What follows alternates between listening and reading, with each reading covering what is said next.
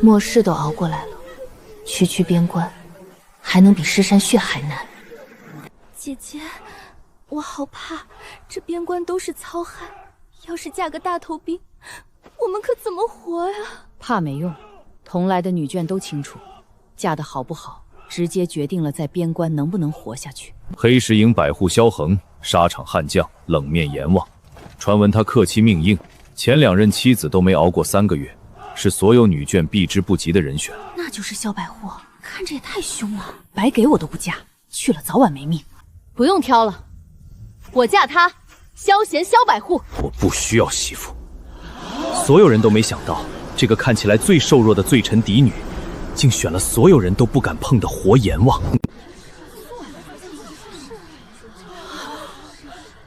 苏家大姑娘，你可想清楚了？萧百户性情冷峻，营中事务繁忙，可不是良配。我想清楚了，就他。姐姐，你疯了！嫁给他会死的！你快跟官爷说你改主意了。连一向柔弱的庶妹都急了，旁人只当她是疯了，却没人知道她选的不是夫君，是乱世里最稳的靠山。我的事轮不到你做主。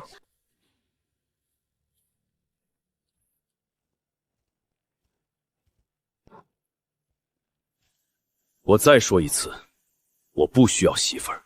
营中粮草紧张，养不起闲人。我不用你养，我能吃饱饭，还能让你也顿顿管饱。萧百户，你迟早会需要我的。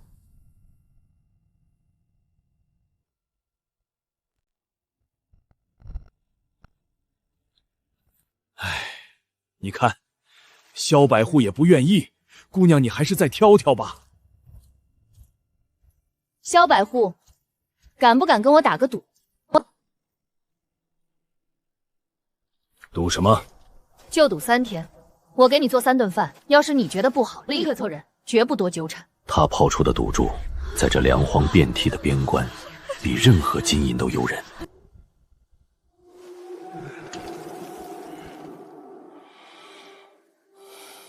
军中无戏言，按军规处置。一言为定。要是我做到了，这门婚事你就认下。哼，带他去西院那间军屋。姑娘，这边请。没人看好这场赌约，可苏婉知道，他在边关的第一步已经站稳了。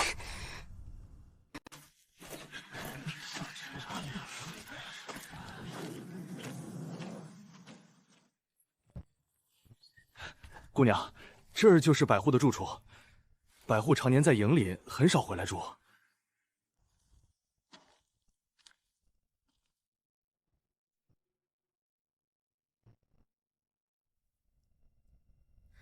我的天，这地方能住人吗？姐姐，你这哪是嫁百户，分明是来受罪的。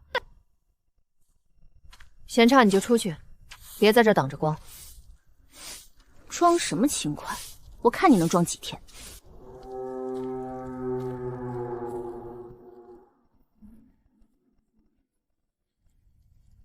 你收拾的？不然呢？总不能住垃圾堆里。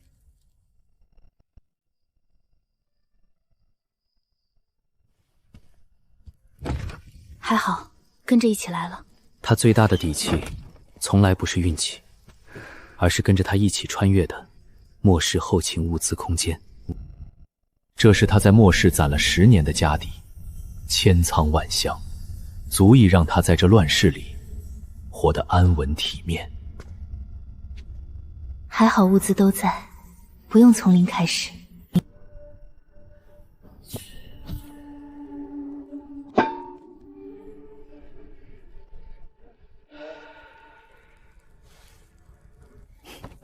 先拿出这些，够做2顿好饭了。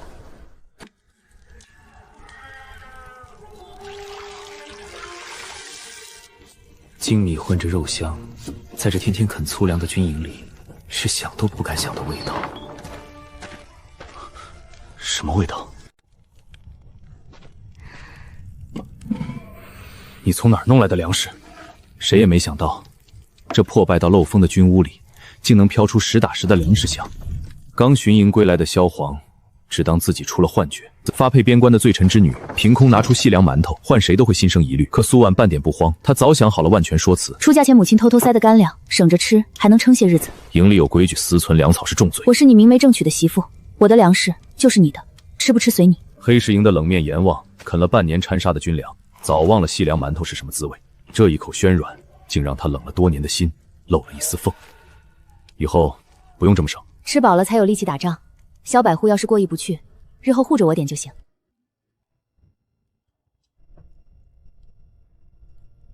一顿饱饭，让这冰冷的军屋第一次有了家的感觉回来。好。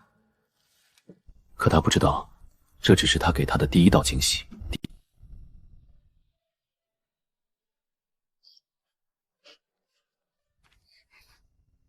姐姐，我听说你嫁过来这边条件苦，特意过来看看你。有事直说。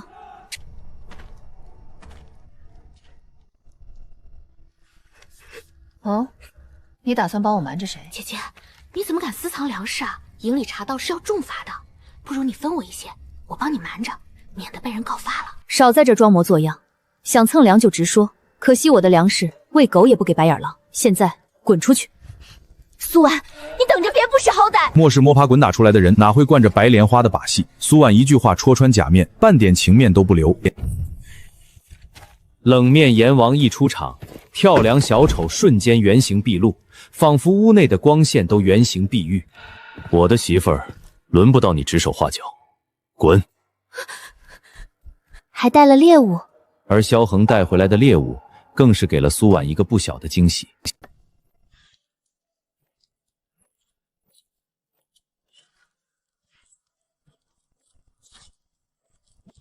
你还会处理野味？活命的本事总得会几样。瓦过慢炖的肉香顺着门缝飘出去，连年连货，反连油腥飘军户香，这股肉香勾得所有人都香。这是肉香，萧百户家这是吃上肉了。妹子，这是做什么好吃的？香得我家娃儿都哭着要过来。夫君打猎带回来的一点野味，炖了填填肚子。野味，妹子夫君是好本事啊！这年头还能打到粥里这么香的。山里碰巧罢了，运气好而已。边关日子苦，谁家吃点好的滴水不漏？再加上萧恒的物质威慑力，轻易就打发了打探的人。边关粮荒本就难熬，可就连这救命的军粮，竟也掺头发霉。苏婉看着手里的粮，瞬间明白，这边关的日子比他想的还要暗流。这年月有粮吃就不错了，还要不要？连军粮都敢动手脚，胆子倒是不小。掺敷沙霉的军粮，旁人只能捏着鼻子吃，苏婉却有法子处理干净。末世里练出的后勤本事，在这苦寒边关刚好派上了用场。就这点掺沙的手段，也敢拿出来糊弄人？妹子，你这是什么法子？居然能把沙子全筛出去，这米看着都能当细粮卖了。就是笨大汉，干净的粮子多筛2杯就干净了。婶子拿点回去给孩子熬粥吧。小半碗米，在王婶眼里，无异于雪中送炭。好啊，大胆罪妇，竟敢私改军粮，偷运细粮！我看你是活腻歪了。我怎么私改军粮了？好事不出门，坏事传千里。干净粮食的消息刚传出去，粮仓的管事就找上门来，摆明了是要找茬立威。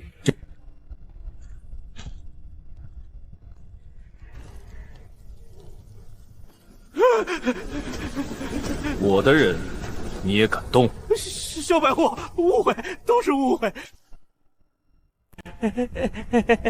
再敢来他这里找茬，后果你担不起。欺软怕硬的管事，在真正的杀神面前连头都不敢抬。萧恒这不动声色的维护，让苏婉冷了许久的心泛起了一丝暖意。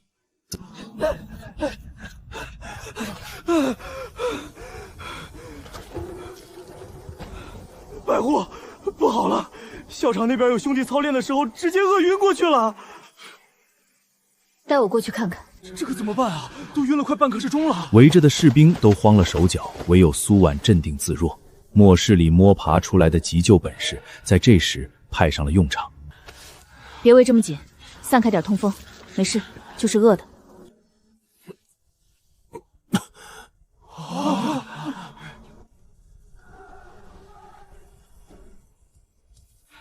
你还懂急救？以前跟着医女学过点皮毛，不算什么。救饿晕的士兵只是权宜之计，要想在这顾寒边关站稳脚跟，还得从根上解决粮食的难题。苏婉心里早就盘算起了开荒的打算。你看这片荒地做什么？都是沙石，种不出东西。种不种得出，试过才知道。这片地，我想开出来种粮。姐姐，你这是在做什么呀？这荒坡全是沙子，难道你还想种地不成？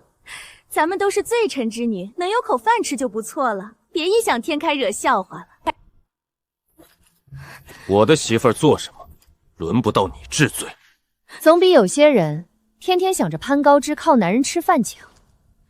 有这闲工夫，不如回去烧烧你那袋掺沙的军粮。没人知道，苏婉拿出来的是末世里培育的高产良种，家传的老种子，说不定真能在这荒地里这么种出宝呢。这一把不起眼的种子，即将在这片古寒的边关荒地种出震惊所有人的奇迹。天刚蒙蒙亮，苏婉就扛着铁铲上了荒坡。土是赢了出东西来。边关的土地硬得像石头，可他偏要在这沙石地里种出属于自己的活路。嘴上从不说软话的萧恒，行动却永远比语言更诚实。那就辛苦萧百户了。你摆着，我来。看着媳妇儿独自忙活，这位冷面百户二话不说就成了他最得力的帮手。总有人见不得别人好，冷嘲热讽，张口就来。可他忘了，这地里干活的男人是黑石营杀人不眨眼的活阎王。这不是对付萧百户吗？居然沙石地能种出粮，做梦呢吧！滚！一粒粒饱满的粮种埋进了边关的黄土里，没人知道这不起眼的几分荒地日后会结出怎样惊人的硕果。等过些日子就能出苗了。好，我等着，又会怎样震惊整个黑石营？出苗了，果然没白费功夫。种下才3日，良种就冒出了嫩芽。在这连野草都长不旺的沙石荒坡，这几抹嫩青比黄金还要珍贵。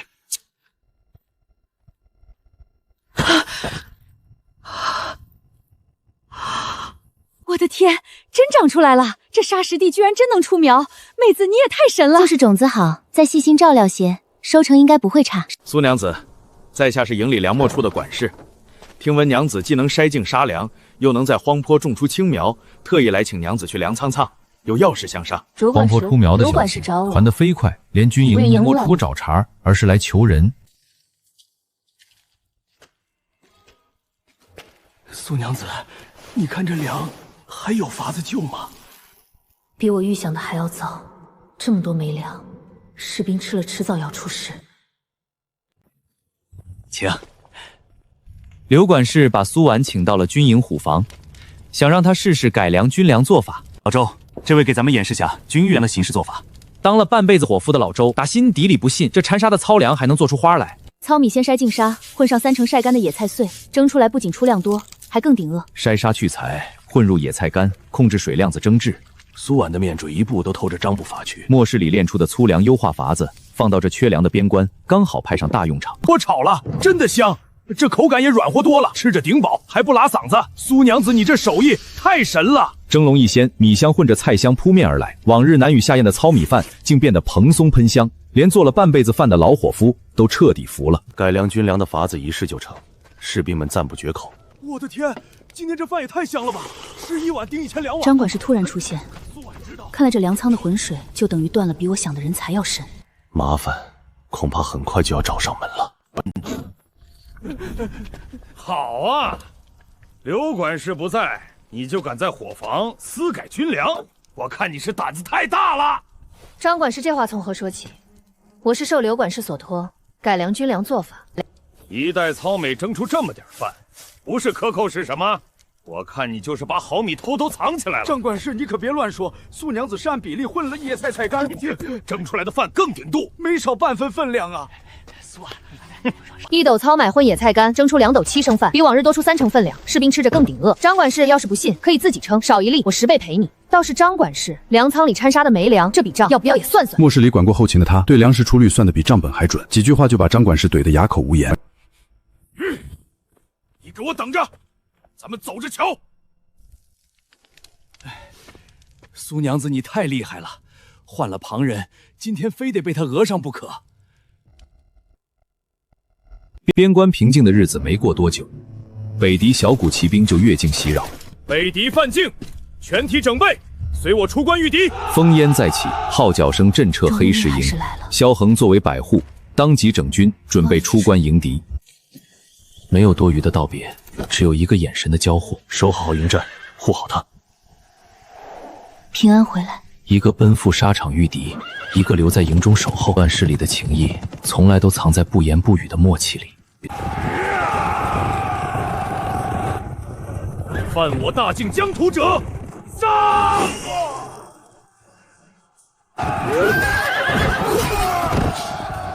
是黑石营的萧阎王，快撤！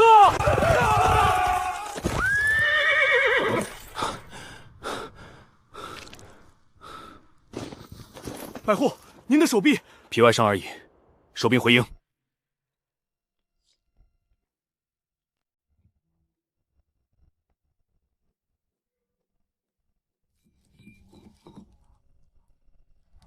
戈壁风沙，刀剑无眼，这药多备些，总能少受些皮肉苦楚。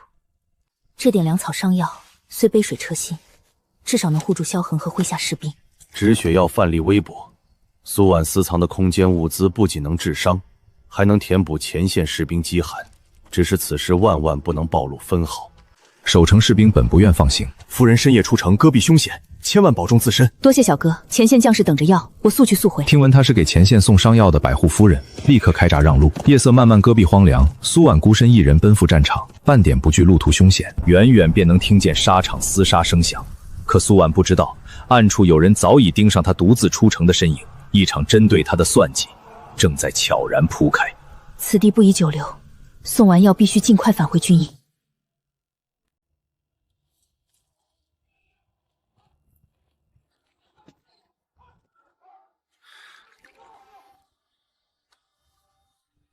那女子倒是比营中一众将士细心。百户大人，苏夫人携带伤药前来探望。听闻前线厮杀凶险，我备了止血金疮药，特意送来。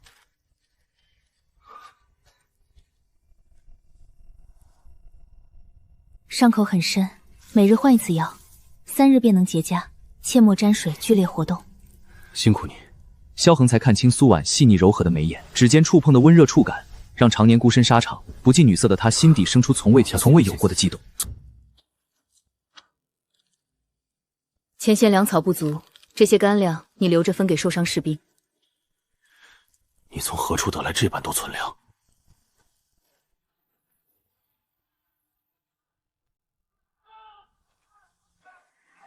一个罪臣之女，竟敢和百户独处营帐，看我回去怎么让全营人唾弃你！苏柔刻意找到营中最爱奔跑的前线军帐，单独和萧百户待在帐内许久，实在不知廉耻。竟是如此，他还是戴罪之身，这般行事太过出格。把苏婉送药求伤的善举扭曲成不守规矩、私会将领的丑闻。听说苏夫人私自跑去前线，单独和百户待在假营帐，这话当真？真假？可如今全营都在传，对他名声损害。短短半个时辰，捏造的流言传遍整座黑石营，所有人都在私下议论苏婉，没人知晓他孤身送药、捐献伤药干粮的善意。不过是送药疗伤，竟传出这般闲话。苏柔这般心胸狭窄，迟早会自食佛果。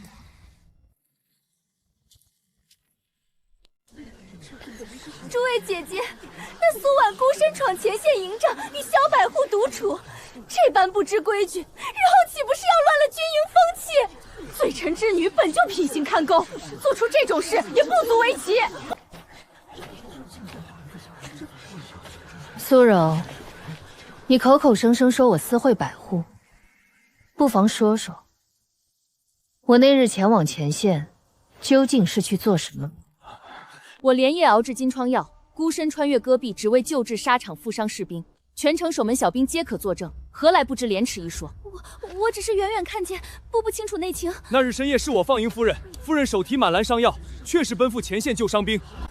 原来是你凭空捏造闲话，害得苏夫人受这么多委屈，心思实在歹毒。口舌是非，我本无意计较，但若再三寻衅，我不会再轻易退让。昨日当众造谣被戳穿，颜面尽失的苏柔并未悔改，反倒心生歪念。她精心梳妆，备好贴身物件，守在萧恒必经之路，打算借送礼示弱，引诱萧恒离间他与苏婉。萧百户素来心软，我这般温柔懂事，定能比那冷漠粗鄙的苏婉更得他青睐。昨日是我失了分寸，乱传闲话，心中愧疚万分，亲手腌了小菜，缝了户外，还望百户收下，聊表我一片关心。不必，军中自有配给，我的伤自有内人照料，你不必费心。苏安整日只顾着囤积粮草，何曾这般惦记过您的伤势？我日夜牵挂，您为何半点不肯领情？内人连夜熬药奔赴前线送伤药，此事全营皆知，你不必在此搬弄是非，速速让开。好一个苏婉，处处与我作对，萧百户的心我一定要抢过来。一番刻意引诱，只换来萧恒冷漠回绝。苏柔心中爱慕尽数转为滔天恨意，她将所有不顺都归罪于苏婉，暗暗下定决心，一定要除掉苏婉，夺回自己想要的一切。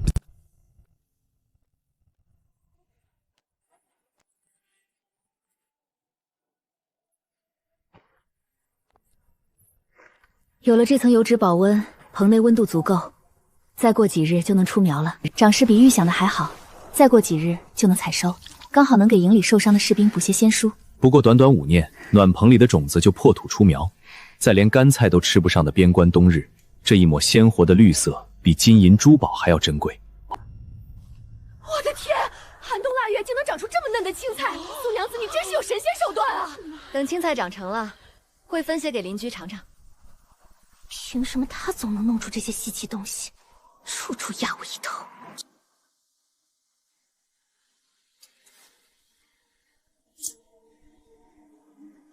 今晚我就划烂你的破棚子，看你这些青菜还怎么活，看你还怎么出风头。米面足够过冬，边关寒冬，粮草短缺，苏婉只能趁着深夜四下无人，悄悄取出空间里囤积的物资清点。这些来历不明的存粮，若是被旁人看见，定会被扣上私藏军粮的重罪。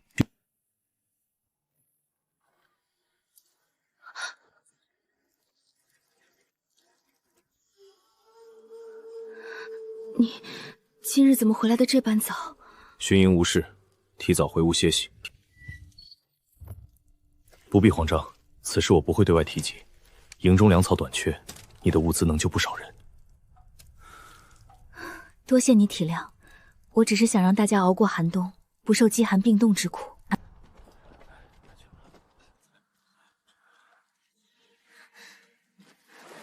私藏这么多粮草，分明是私吞军资。明日我就去找参章告发你。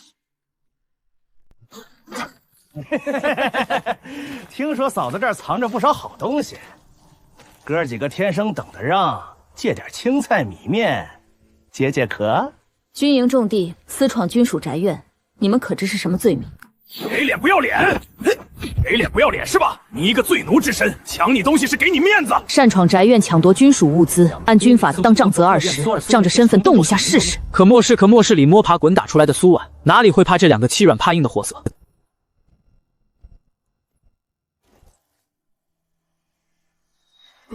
百户大人，小的们有眼无珠，再也不敢了，求大人饶命！我的人，你们也敢动？明日自行去军法处领20杖责，再敢骚扰军属，直接逐出黑石营。多谢萧百户，不必谢我，日后再有人上门滋事，直接报我名号。算他运气好，咱们走着瞧。我就不信他次次都有贵人相助。边关冬日漫长风寒，新鲜肉食极难储存。苏婉趁着连日晴好，取出空间里的鲜肉与秘制调料，打算制作一批耐存的风干肉，补足过冬的粮草储备。这批肉风干后能存3个月，除了自家吃，还能分些给营里的伤兵补身子。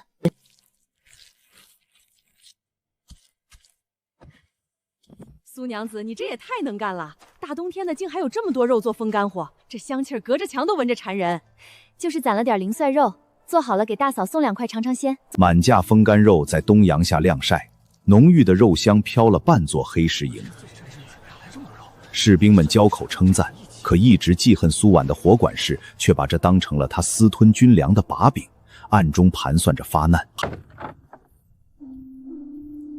辛苦你了，有这些储备，冬日巡营的士兵也能少受些冻饿之苦。边关苦寒，多存些粮草，心里总能踏实些。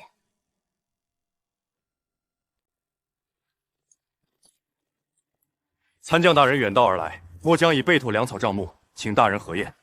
听闻黑石营后勤整顿有方，本将今日特来查验实情，不必虚礼，带路便是。回大人，自打苏娘子改良药的做法，弟兄们每顿都能吃饱，天寒也有热汤暖身子。寒冬腊月还有库房，只有咱进这般陈粮。可黑石营粮足肉鲜，连配菜都不比别处丰盛，彻底打破了周参长此前的预判。回大人，有苏娘子配的伤药和吃食，弟兄们好得快多了，再过几日就能归营操练。好。往年边关伤兵10伤3亡，多由是缺药少粮，拖垮了身子。可黑石营的伤兵个个气色红润，恢复速度远超常规，让周参将越发惊叹。黑石营粮草充足，伤兵安康，萧百户治军有方，本将定会上奏请功。本将说到做到，此番功劳必不埋没。一场突袭苏西视察，反倒让黑石营的本事传遍全军。参将当众盛赞请功，又怎会甘心看着他一步步在边关站稳脚跟？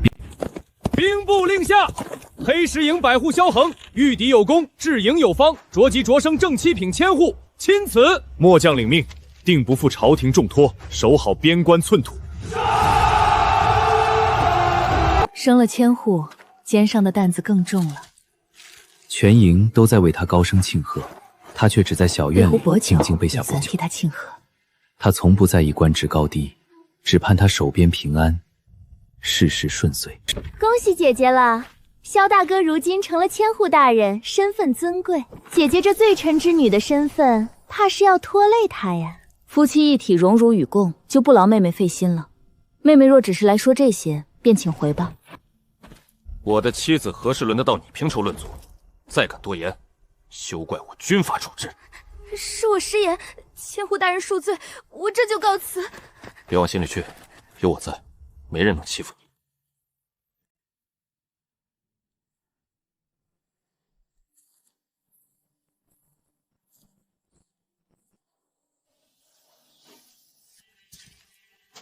雪下的这般大，今夜怕是要封路了。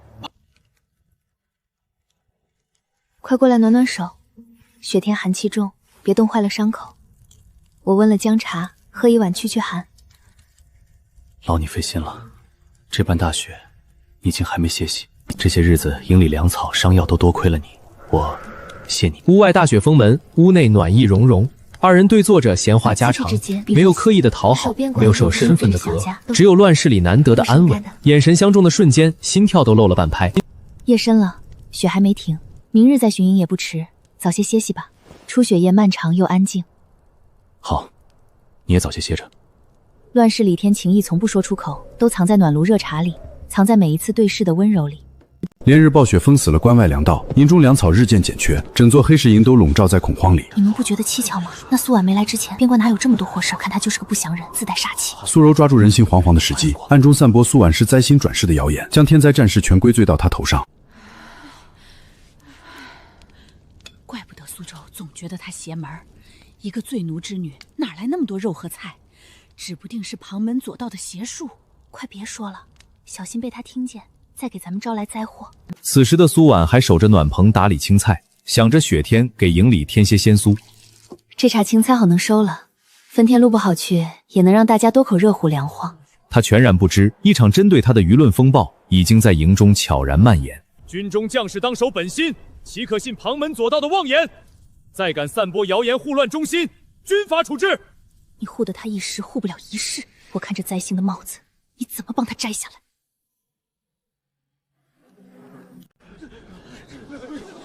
大家快看，果然是他招来的灾祸！好好的怎么会雪崩？分明是这不祥人触怒了上天，连累咱们一起遭殃。真的太邪门了！他来之后就没消停过，不会真是灾星吧？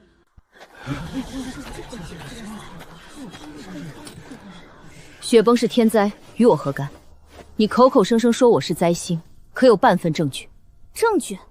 你来了之后，暴雪、战事、雪崩接连不断，这就是证据。连日暴雪后山积雪过后，山峰一吹，自然手动滑落，与不祥之说毫无关系。3日前我便提醒过后山巡逻队避开陡坡，当时值守的哨兵亲耳听见。可以，诸位，3日前苏娘子确实叮嘱过后山陡坡雪后危险，让我们巡逻绕开，是我们大意了。你口中的天谴，听别人说的，我怎么知道会真的雪崩？军中岂容妖言惑众？往后再敢散布灾星妄言，杖责30，逐出营区。你别得意，这次算你走运，下次我定让你身败名裂，永无翻身之日。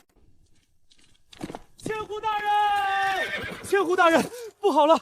东凉队在黑山口遇袭，粮草全被烧了，弟兄们折损大半。传令下去，即刻封营门，清点官仓存粮，各队加强巡防，严防北敌趁空来袭。官仓盘点结果比预想清点更糟，满打满算只够全营尽数3日口降。粮的被封，援军粮草至少要半月才能到啊！存粮撑不过3日，粮道被北敌封死，后方补饿肚子遥遥无期。黑石营数千将士转眼就要陷入断粮绝境。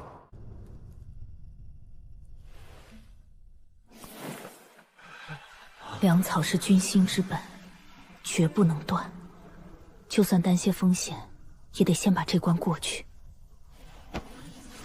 一直记恨苏婉的伙子管事张福敏锐地嗅到了构陷的机会，他打算借着粮草被劫的由头，把私吞军粮的罪名扣在苏婉头上。管事高明，到时候人赃并获，就算调买官粮，就算千户大人想护也护不住。新账一起算，一张针对苏婉的构陷大网已经悄然张开。不必声张，边关要紧，先让弟兄们吃饱饭，守好城池再说。苏娘子大恩，这可是救命的粮草啊！全营将士都得念您的好。大人英明，那女人藏得极深，定要细细搜查，绝不能让她蒙混过关。岂有此理！军粮之事岂能儿戏？即刻带人搜查，人赃并获者，按军法处置。奉命搜查私藏军粮，请苏娘子配合。官差公事公办，我自然配合。只是不知是谁恶意污蔑，想置我于死地。叨扰苏娘子了，我等奉命行事，多有得罪，告辞。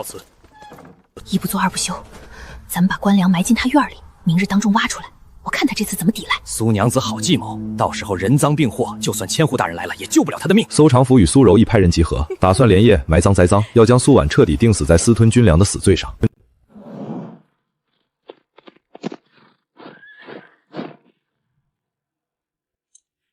北敌腰牌，军中果然有内奸通敌，难怪梁队行踪泄露的这般精准。大人小心，有埋伏！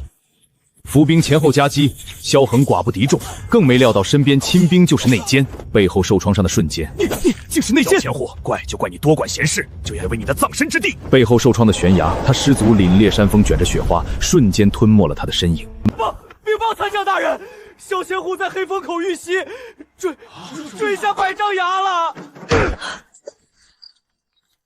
坠崖地点在哪儿？崖下是什么地势？有没有人下去搜过？活要见人，死要见尸。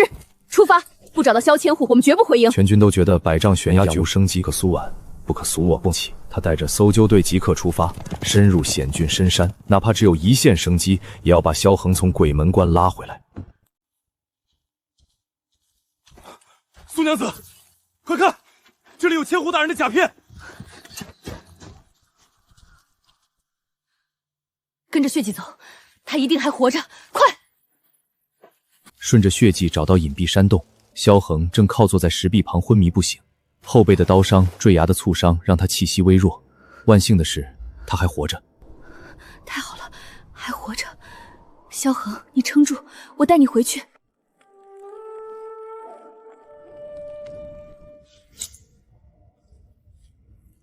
伤口太深了，亏你能撑到现在。放心，有我在，不会让你有事的。苏婉，别怕，我没事。等我回去。萧恒，重伤昏迷1天1夜，萧恒终于苏醒，睁眼就看见守在身边的苏婉，常年征战磨出来的冷硬心肠，在这山洞篝火旁一点点软了下来。你守了我多久？没多久，你命硬，醒得比我预想的早。苏婉，从前是我迟钝，往后有我在，定护你周全，不让任何人欺辱你。好，我信你。找到了，萧恒命还真大，坠崖都没死。今日就送你们一起上路。别乱动，有人来了。躲在我身后，有我在，伤不到你。我不躲，要走一起走，要战一起战。梁队行踪精准泄露，军中必有内奸，即日起全营排查，但凡接触过梁务哨察房的人，一个都不能放过。萧恒平安归营，瞬间稳住了浮动的军心。他没有先第一时间下令彻查梁队遇袭案，顺着亲兵叛别的线索顺藤摸瓜，一张隐藏在军营里的通敌大网即将被彻底撕开。从叛变亲兵的住处搜出了通敌的金锭与密信，证据确凿。顺着这条线索往下查，孔苗粉、福初部相见面，伙夫兵都是张福的名字。很快粮仓后巷的密探，带人去粮仓围住张福住处，即刻捉拿，一个都不许放跑。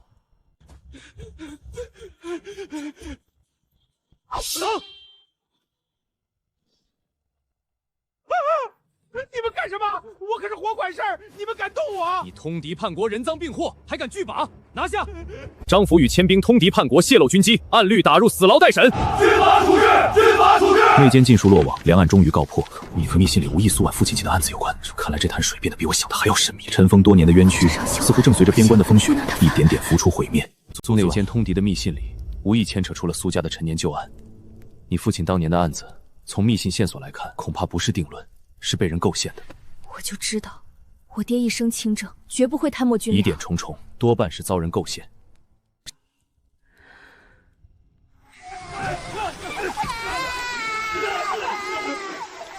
爹，您放心，不管多难，我一定会查清真相，还您清白，还苏家一个公道。他翻出原主藏了多年的遗物，就算前路再难，我也一定要查清手札，处清这么苏家的，成了犯案的第一份铁证。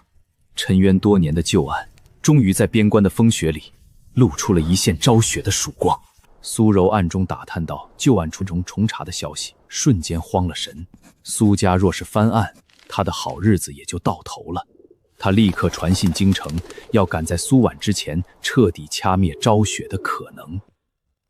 奉天承运皇帝诏曰：黑石营千户萧恒治军有功，着升五品游一将军，即刻回京赴禁军镇职，钦此。臣领旨谢恩。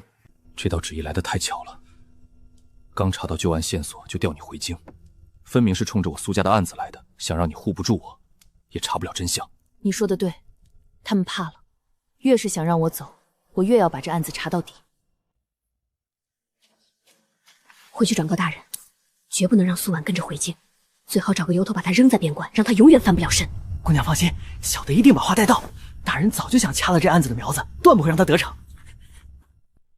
报！北敌3万大军集结边境，先锋已过黑风口，不日便要兵临城下。传我将令，全营备战。边关危急，我萧恒绝不弃城而去，即刻拟折上奏，暂先退敌寇。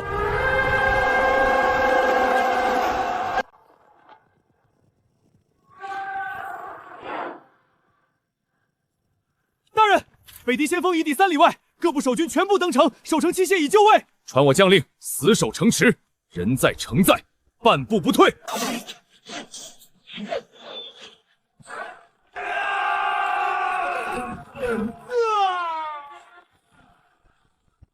顶住！滚木伺候，绝不能让他们踏上城头一步。杀！热汤和金疮药先送西城门，弩箭配件半个时辰内必须赶出来，城头等着用。苏娘子放心，误不了事儿。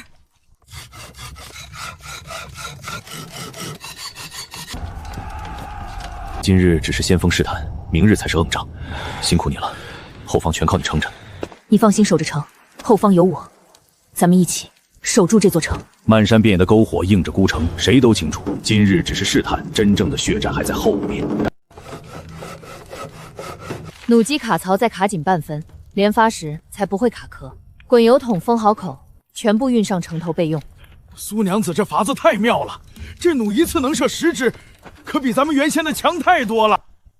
这些器械抵得上千军万马，苏婉，你总能给我惊喜。守城不是只靠血肉之躯，巧用器械才能少牺牲些弟兄。要是有条件，我他妈能造出坦克。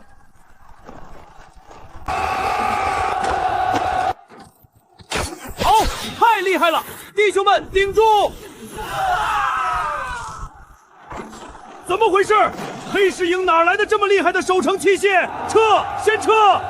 苏娘子厉害，萧千户。全军上下士气大振，可惨败的北敌绝不会善罢甘休，更凶的险恶的攻势还在后面。一群废物！传令下去，没有人进攻城陲，悄悄云破此城，提头来见。他们不会就这么算了，明明日怕是要动真格的了。北狄祭出巨型攻城锤，猛砸防线，厚重的城门摇摇欲坠，城破只在旦夕之间。大人，城门要撑不住了，再撞2下就要破了。萧恒，集结死士，开城门，要亲率死士出城反杀，击碎敌军的攻城锋芒。城门大开，萧恒亲率死士反杀出城，沙场百战磨出的冷面将军，此刻如猛虎下山，一夫当关，万夫莫开。南蛮小儿，找死！如入无人传，却可以经捉东蒋旧功，未两如言。只一合便镇斩敌军先锋大将。左翼弩兵齐射，火油准备，封死他们的退路。得令，放箭！萧恒。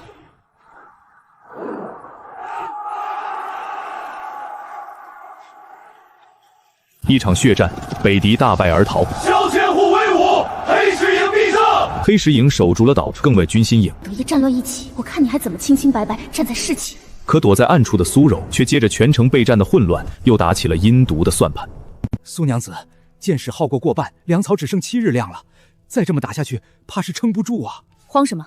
后方交给我。从今日起，粮草、箭矢、伤药统归调度，绝不会让前线弟兄们子们缺了补件。召集所有随军妇人民夫到演武场集合，按分工赶制各类补件。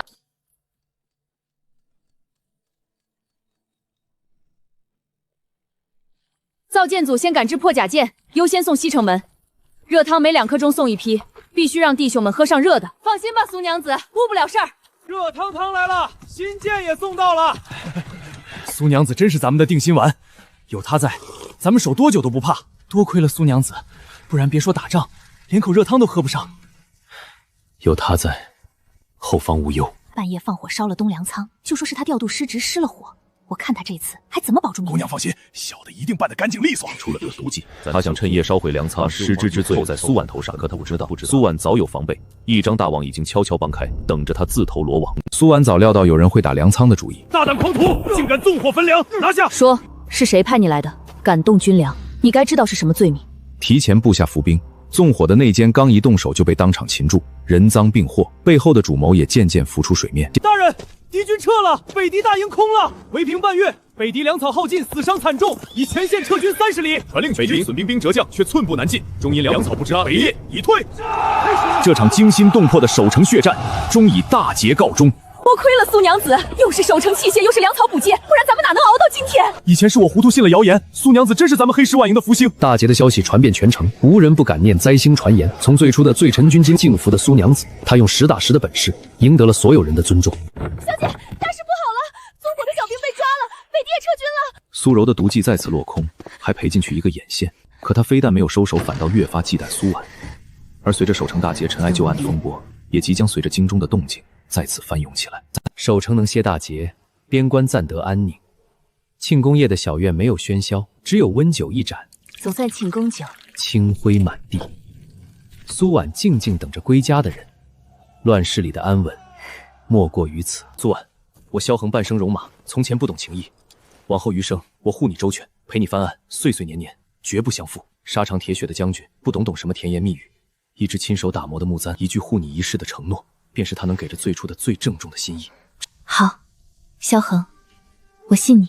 往后风雨，我们一起扛。从出狱时的各怀心思，到绝境里的生死与共，两颗心终于在边关的月色下紧紧靠在一起。没有盛大的仪式，只有执守一生的约定。将军，京中暗线传来的急报，京中传来消息，当年经守两岸的酷吏找到了。苏婉，你父亲的冤屈很快就能昭雪了。太好了，爹，您再等等，女儿很快就能还您清白了。旧案证人即将抵达边关，苏柔狗急跳墙想出毒计，等他来了，就把赃物栽到他身上。通敌是灭族大罪，我看他这次怎么翻身。姑娘放心，都安排妥当了，保管他百口莫辩。他伪造北狄密信，想把苏婉骗到后山废屋，扣上通敌叛国的宿罪，彻底断了他翻案的可能。假消息破绽百出，苏婉一眼便看穿了诡计，他索性将计就计，暗中布下伏兵。他终于忍不住动手了，你们绕到屋后埋伏，等我信号再行动。这次务必人赃并获。娘子放心，属下明白。独自赴约，要让苏柔的阴谋彻底暴露在阳光下。苏柔带着人准时闯进来，握着赃物得意忘形，以为当场拿住了苏婉的死罪。苏婉，你好大的胆子，竟敢私通北狄！如今人赃并获，我看你还有什么话好说？他却没注意，苏婉眼底没有半分惧色，只有看跳梁小手的嘲讽。说完了，就凭一封伪造的信，也想定我的罪？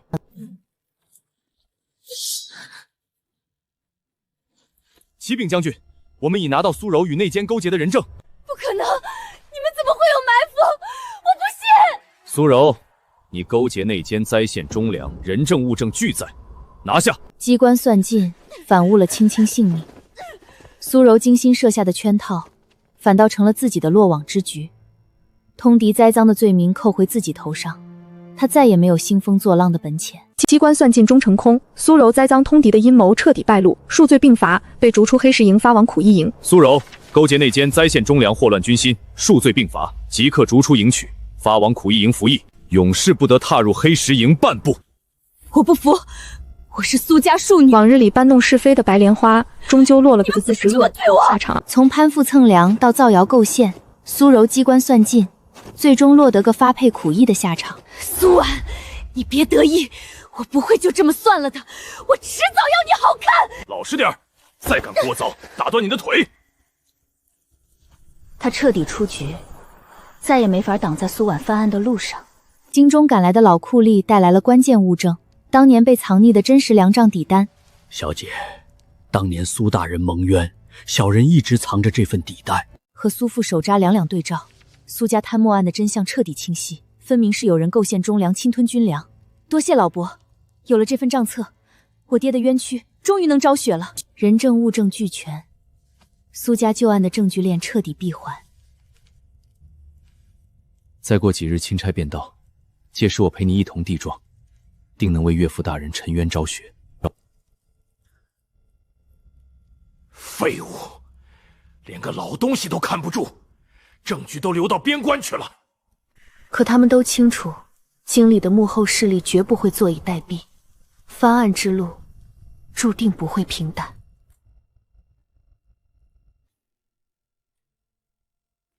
人证物证齐聚，萧恒连夜梳理线索，当年构陷苏家的完整链条逐渐浮出水面。从边关粮务到朝中户部，一张贪墨构陷的大网，终于露出了最核心的支柱。从内奸共供到粮账底单，前后对应得上。当年的军粮贪墨案，是朝中有人监守自盗，再栽赃给你父亲顶罪。户部侍郎李松，当年就是他全主办此案，我爹的奏折也全是被他扣下的。老酷吏的证词补全了最后一块领土。当年父亲为何骤然获罪，证据为何天衣无缝，所有的疑问都有了答案。苏家的冤屈从来都不是意外，而是一场精心策划的构陷。当年苏大人查到亏空，还没来得及上奏，李松的人就先动了手，改了账票，塞了赃银，硬生生把黑锅扣在了大人头上。老伯，多谢你肯站出来，这份恩情苏家没齿难忘。父亲留下的手札里还藏着最关键的物证，半枚被篡改过的粮库官印。这枚残印就是当年有人私改官印伪造账目的铁证，足以推翻当年的所有定论。爹，您早就把证据留下来了，您放心，女儿一定拿着它还您清白。证据越全，阻力便越大。李松这手伸的也太长了，这案子怕是不好翻啊。京中李松一党已经开始行动。京中的李松一党察觉到了危机，暗中施压要压下旧案。他想压，偏不让他压。钦差将至，证据齐全，这案翻定了。翻案之路走到这里，已经不是苏家一家的恩怨，更是边关与朝堂势力的正面颇锋。京中的施压接踵而至，周参将夹在朝堂势力中间，左右为难。萧恒啊，不是本将不帮你，经理李党特意传了话，苏家旧案不准再提，硬翻是要引火烧身的。参将放心，所有干系萧恒一力承担，绝连累黑石营半分。只求参将准许将苏家旧案的证据呈给钦差。萧恒挺身而出，将翻案的风险尽数揽在自己身上，只为给苏婉争一个沉冤招白的机会。为了让证据链更扎实，萧恒亲自走访了当年参与运粮的退伍老兵。当年那批粮是我们亲手卸的，数根本不对。苏大人是清官，绝不可能贪墨，这证我们做定了。这些戍边大半辈子的老族，最是敬重清正官员，纷纷愿意站出来为蒙冤的苏御史作证。多谢二位老伯，这份证词关系到忠良沉冤昭雪，萧恒代苏家谢过二位。一盏夜灯，满桌铁证，两个人并肩而立。不要太晚，身子要紧，天塌下来由我扛着，你只管安心等昭雪那日。有你在，我什么都不怕。等案子翻过来，咱们就好好在边关过日子。从最初的一纸婚约到如今的生死与共，他们早已是彼此最坚实的后盾。翻案之路再难，只要同心，便无所畏惧。巡查钦差终于抵达边关，翻案的机会就在眼前。报，钦差大人仪仗已到30里外，50便可抵营。可李僧一党绝不会坐以待毙，暗处的杀机已经悄然布下。都准备好了，等证人车队一到，立刻动手，绝不能让他们活着见到钦差。这一次不仅是翻案，更是一场关乎生死的朝堂博弈。巡查三边的钦差终于抵达黑石营。末将萧恒率黑石营众将恭迎钦差大人。诸位将士戍边辛苦，免礼。本卿奉旨巡查三边，今日便入营核验军务。随行者中藏着李松一党的亲信，这场关乎苏家满门清白的地状鸣冤，从一开始就注定风波重重。苏婉当堂递上鸣冤状纸，请求重审旧案。大胆！苏家贪墨案早有定论，罪臣之女这私翻铁案，我看你是居心不良。李党亲信张主事果然按耐不住跳了出来。所谓证据，定是伪造。分青红皂白便扣上伪造证据的罪名，想直接把案子压死。大人未观证据便断真伪，莫非是早已存了定论？还是说，大人怕真相露出来，不好向京中交代？萧恒挺身而出，将所有铁证一一呈上。从粮账底单到残制证词，完整的证据链摆在堂上。张主事的刁难之词，在铁证面前不堪一击。这是当年粮库长安吏亲手记录的底单，这是2位运粮老兵的证词，这是被篡改过的半枚粮库官印，人证物证俱全，足见当年苏御史是遭人构陷。